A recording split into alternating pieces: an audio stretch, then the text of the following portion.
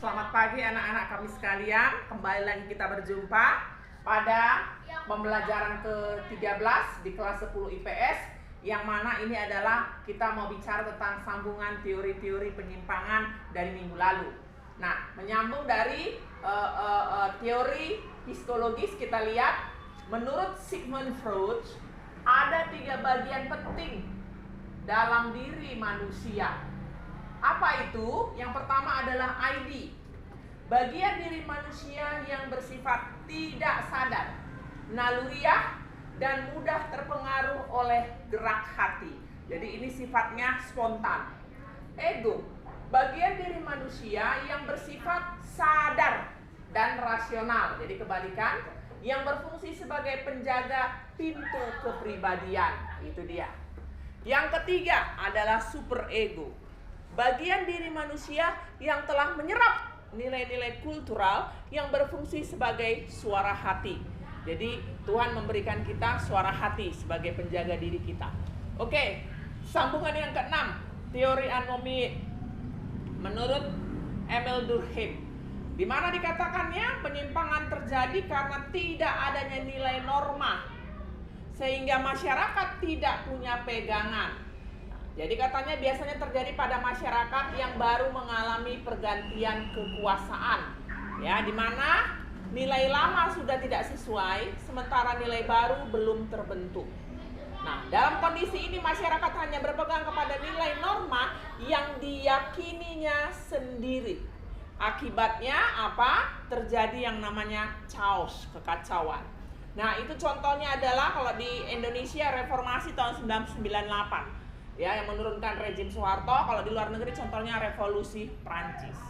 Nah, kita lihat yang 4, perilaku menyimpang karena kegagalan sosialisasi dalam keluarga, atau dikatakan sosialisasi yang tidak sempurna dalam keluarga.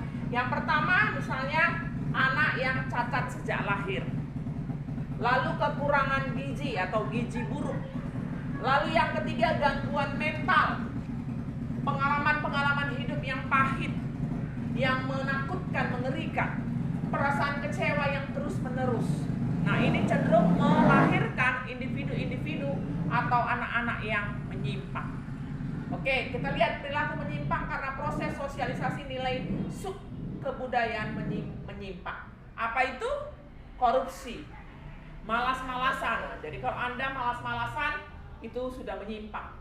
Mabuk-mabukan, seks bebas, kumpul kebo, homoseksual, aborsi, termasuk juga paham-paham kebebasan, paham konsumerisme, ya, membeli sesuatu bukan berdasarkan kebutuhan tetapi keinginan, hedonisme, hidup hanya sekali karena itu bersenang-senanglah, individualisme, ya, egois, materialisme, melihat sesuatu dari sudut pandang hanya materi, ateis, tidak percaya Tuhan.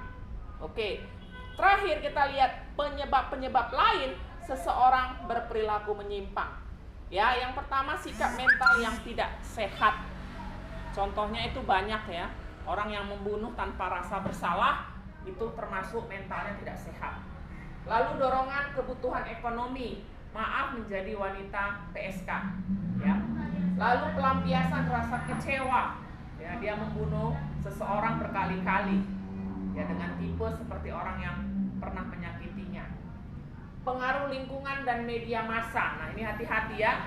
Apalagi Anda seorang remaja, pilihlah teman atau lingkunganmu yang baik, yang tidak menyimpang. Dan termasuk ini media massa. Nah, ini media massa ini hampir 80% mempengaruhi remaja ke arah yang baik positif, tapi juga ada yang negatif. Baru yang kelima, keinginan untuk dipuji, atau dia ingin terkenal dengan cara-cara yang salah. Itulah anak-anak kami sekalian, pembelajaran kita pada hari ini. Tolong dibaca, dipahami. Salam sehat.